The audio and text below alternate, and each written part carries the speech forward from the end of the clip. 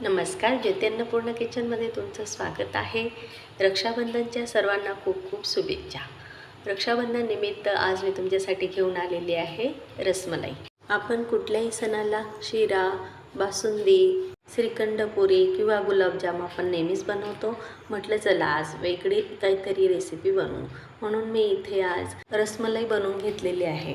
आता ही रेसिपी बनवण्यासाठी मला लागणार आहे दूध. तर मी इथे 2.5 लिटर दुधाचा वापर केलेला आहे. दूध आपल्याला फुल फॅट म्हशीचं वापरायचं आहे. गोठ्यातलं असलं तर खूपच चांगलं, पण मग मी आता पिशवीचं दूध वापरलं. सुरुवातीला मी इथे 1 लिटर दूध घेतलं. हे दूध आपल्याला गरम करून घ्यायचं आहे, म्हणजे फक्त आपल्याला फ्लेवर दूध बनवायचं आहे. ह्या दुधाची आपल्याला बासुंदी वगैरे बनवायची नाही, फक्त 25% दूध आपल्याला आटून घ्यायचं आहे. आता मी दूध चांगलं गरम करून घेते. दूध गरम करत असतानाच त्याच्यात आता आपल्याला बदाम आणि पिस्ता असे हे काप करून टाकायचे आहेत. ह्या दुधामध्ये फक्त ह्या 2च ड्रायफ्रूट्सचा वापर करायचा. आता 1 लिटर दुधासाठी मी इथे 1 वाटी साखरेचा वापर केलेला आहे.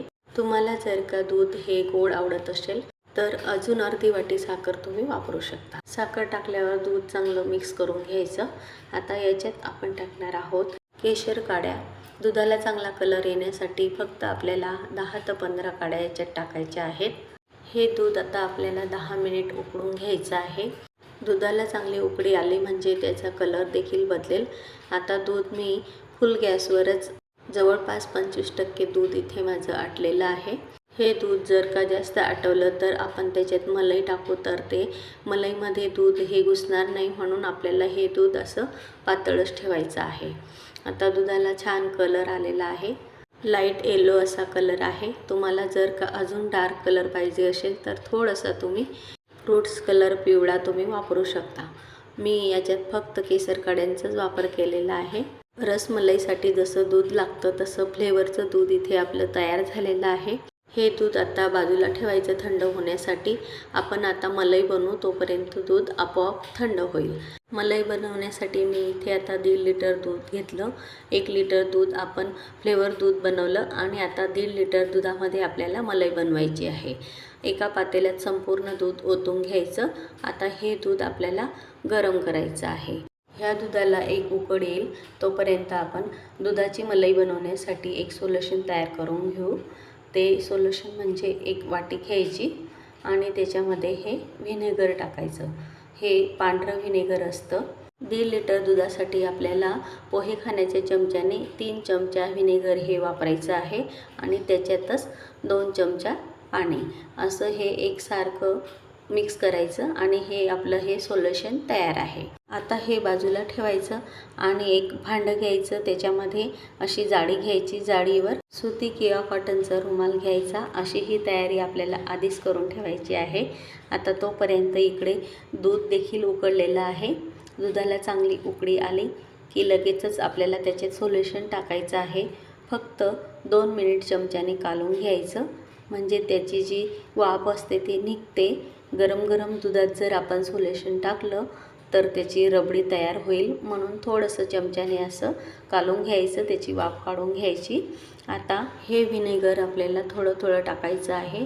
सुरुवातीला 2 चमचा टाका.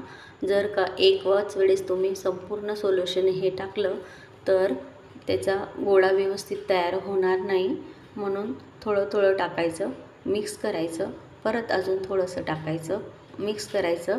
नंतर संपूर्ण सोल्युशन टाकल्यावर असा हळूहळू गोळा तयार होईल, म्हणजे हे दूध फाटेल. 5 मिनिट थंड झाल्यावर एका बाजूला गोळा होतो आणि पाणी असं हिरवट दिसायला लागतं, म्हणजे याचा आता छन्ना तयार झाला.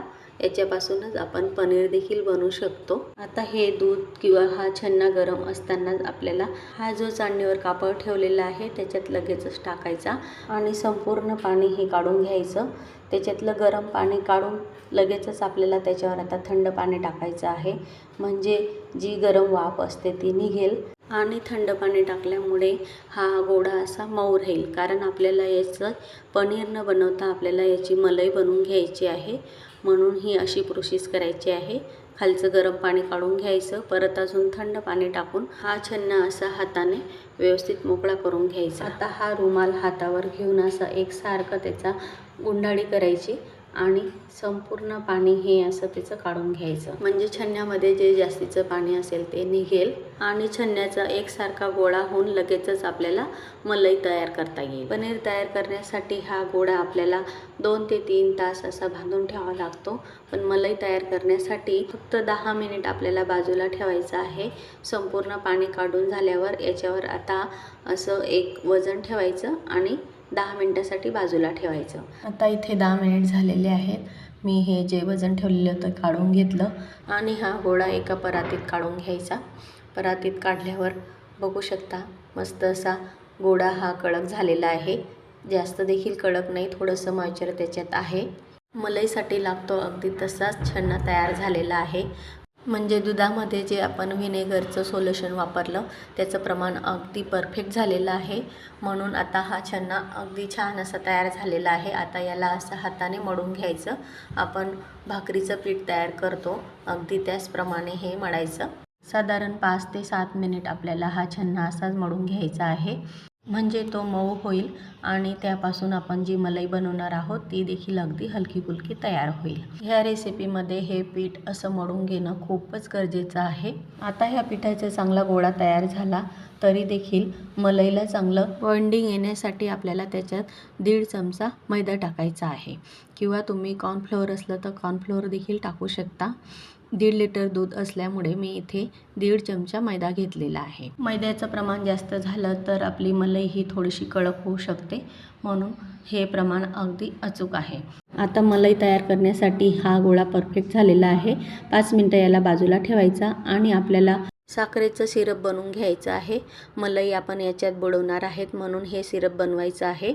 आता त्याच्यासाठी मी 2 वाटी साखर घेतली आणि 5 ते 6 वाट्या पाणी आपल्याला याच्यात टाकायचं आहे.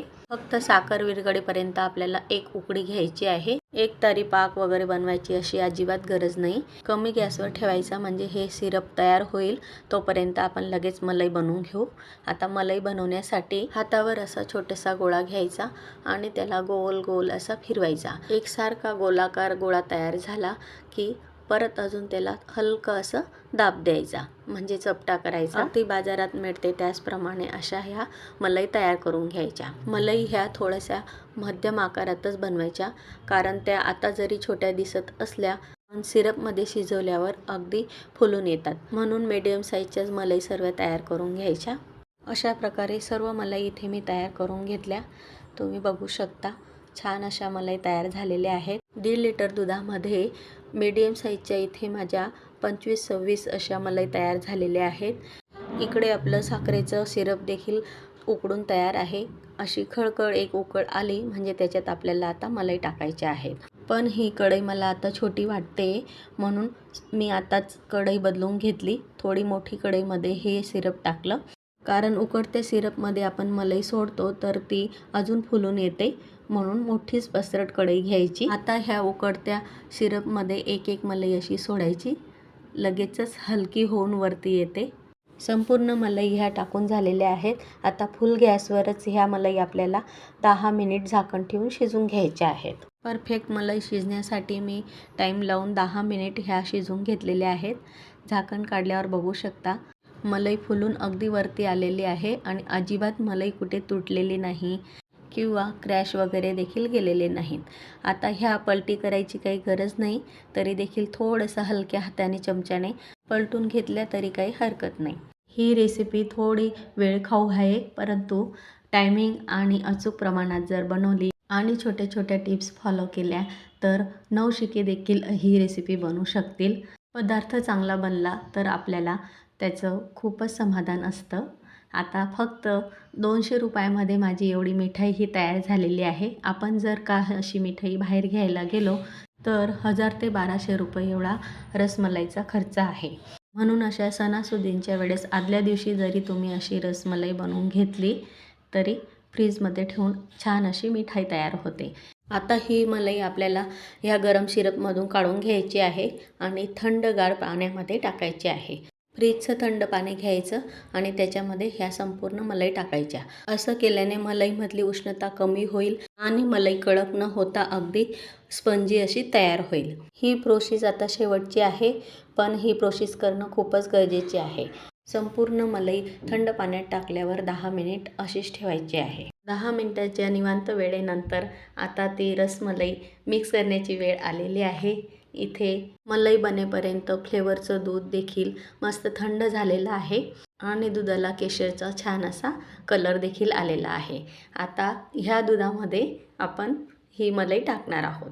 आता पाण्यातून काढताना बघू शकता किती स्पंजी अशी तयार झालेली आहे. मलईमधलं पाणी अगदी अलकद निघतं आहे आणि ही मलाई परत पाण्यात टाकली की तिचा आकार परत गोल होतोय. म्हणजे मलाई अगदी परफेक्ट तयार झालेली आहे. आता हे दूध एकसारखं चांगलं आधी मिक्स करून घ्यायचं आणि ही मलाई अशी हातावर घ्यायची. हातावर घेऊन लगेच तिला थोडंसं हलक्या हाताने दाब द्यायचं आणि त्याच्यातलं संपूर्ण पाणी हे काढून घ्यायचं. अशाच पद्धतीने सर्व मलईतलं पाणी काढून दुधामध्ये सोडायच्या. मलईतलं पूर्ण पाणी निघालं तरच ही मलाई दुधामध्ये परत फुलून येईल, कारण तिच्यात पाणी निघाल्यावरच दूध जायला जागा राहील आणि हलकी फुलकी अशी तयार होईल. सुरुवातीला मोठ्या भांड्यातच दूध ठेवायचं आणि त्याच्यात ही मलाई सोडायची. 10-15 मिनिट अशी बाहेरच ठेवायची. नंतर तुम्ही हे फ्रीजमध्ये थंड करण्यासाठी ठेवू शकता. ह्या रक्षाबंधनला किंवा येणाऱ्या सणासुदींच्या वेळेस तुम्ही अशी रसमलाई नक्की तयार करून बघा. माझ्या मैत्रिणींना ही रसमलाईची मिठाई घरच्या घरी अगदी सोप्या पद्धतीने बनवता यावी म्हणून मी प्रयत्न केलेला आहे. तुम्ही ही रेसिपी नक्की फॉलो करा आणि जास्तीत जास्त लाईक शेअर करा, तुमच्या मित्रमैत्रिणींना कळवा. तसेच चॅनलला सबस्क्राईब करायला अजिबात विसरू नका. रक्षाबंधनच्या सर्वांना खूप खूप शुभेच्छा. पुन्हा भेटू अशाच नवीन रेसिपीसह. धन्यवाद.